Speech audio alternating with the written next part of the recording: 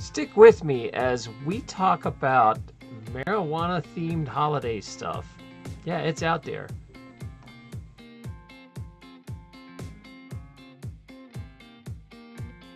If you're new to this channel, I try to focus on positive stories that help you feel better after you finish watching them. So there is a positive side to this. But I have to start by saying I'm ready because I put on my Santa riding a T-Rex t-shirt for this story. There you go. So now you know I'm serious. Let's talk about this. Oh my. So Walmart, right? Let me show you what they're doing. So this is on their website, on Walmart's website, and it is a marijuana theme Christmas tree. So it's not actually made of marijuana. It's just like, a theme. And apparently you have to be some sort of dealer to be able to afford this. $249. That's a heck of a Christmas tree. But you can get a better idea. Let's see what the leaves look like here. So that's what the leaves look like. And I'm pretty shocked by this. I guess it's kind of like a sign of the times that at this point, I remember when marijuana was kind of forbidden to talk about. Like, you could get in trouble. When I was back in school in the 80s and the 90s, the only time you could get marijuana-themed things were if you, like, maybe went to the beach, and they would have a crazy t-shirt shop where you could buy a t-shirt, and you'd get in trouble for wearing it in school, or Spencer's Gifts, or maybe like a head shop you could find it in. That's it. And if somebody wore a marijuana t-shirt, it was like a big blinking sign for cops to mess with you. It was like, I remember my friend wanted to wear it out, and I was like, man, we're going drinking all night. Don't wear that shirt. We're going to get pulled over constantly by cops. We're like on the boardwalk. But as a teenager, you think it's cool to do that, and so that happened. Anyway, that being said, I think it's also a sign of the time. So let's kick back over to this, because this is something I find interesting, is that years ago Walmart used to ban everything that was controversial. Like, I pulled this up over at MF Mental Floss. Mental Floss had a list of stuff that was banned over at Walmart. And I remember the men's magazines being banned. Like, obviously you can't get pornography at Walmart, but Maxim stuff, FHM, the Femme, those aren't there. But the one I really remember is the music getting banned. Back in the 90s, for you guys that don't know, there was this guy that invented the internet named Al Gore. He also invented the first social justice warriors, I'm pretty sure. He's the granddaddy of those. He goes along, and him and his wife Tipper get music labeled with like adult, what was it called? The explicit, explicit lyrical content. And anything with those stickers on it, you couldn't buy at Walmart. Like, this was talking about Nirvana's album, because they had a title called Rape Me, which they switched to Waif Me. Okay? I can see how that makes sense. Waif Me.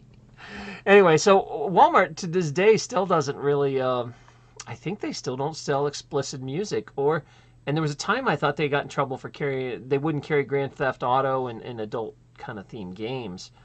So that's interesting to me, because for them to have a marijuana themed Christmas tree shows that times be a changing, that this is so acceptable by norm that society is going to be like, giggle, giggle, giggle, hey, he's got a pot Christmas tree.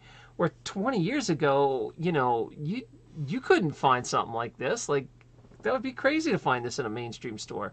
So I think it's a good sign, and I'm going to get to why this is a positive thing, because we're gonna talk about the drug war and what it really is, and how we got to evolve past this stuff if we want to continue. And before you get going, just so you know, I've never smoked marijuana in my life. I know I look like a stoner, but everybody accuses me, but I'm not. I've never even smoked a cigarette. I'm only thing we drank a lot of beer in high school and college, but that's it. So I'm pretty naive to this stuff, but it's more of a freedom issue for me. It's, do you own your body? Should you be able to put in whatever you want? If you don't, if you have some government telling you what you can and can't put in your body, you really don't own your body. The government owns your body. So we're going to talk about self-empowerment and how to just shed that.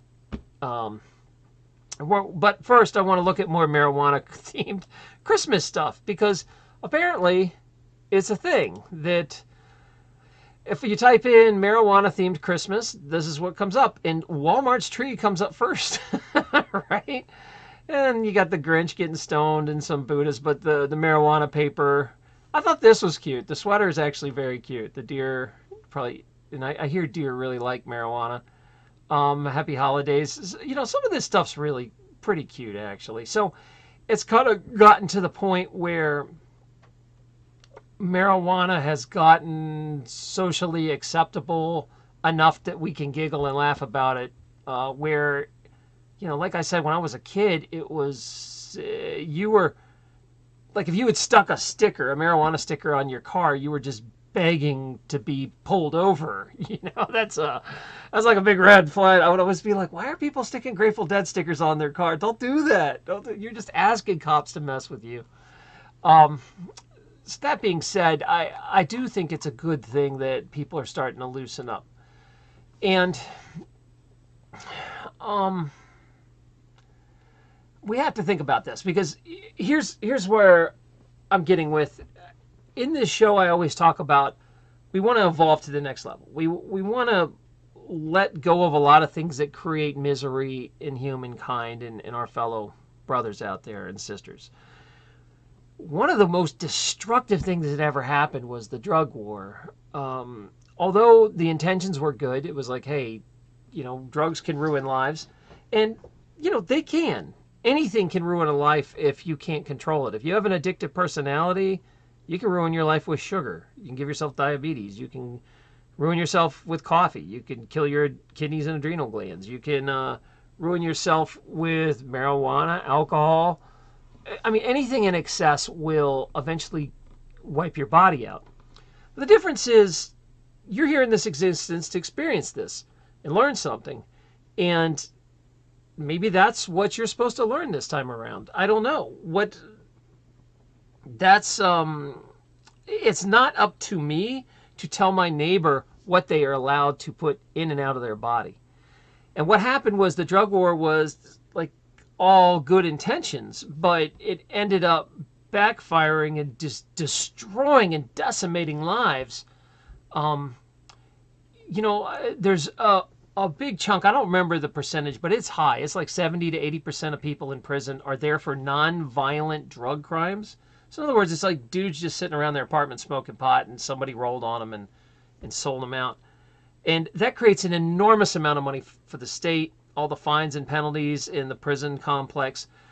So it was so profitable to have a vice that now officers now had legitimacy to just kick in your door and run through your house and shoot your pets and no consequences. You know, they can do whatever they want.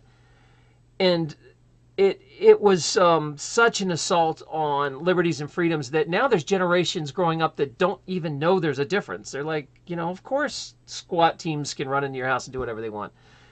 We've really lost a good chunk of that in 20, 30 years of our rights and our freedoms. And it is because of the drug war.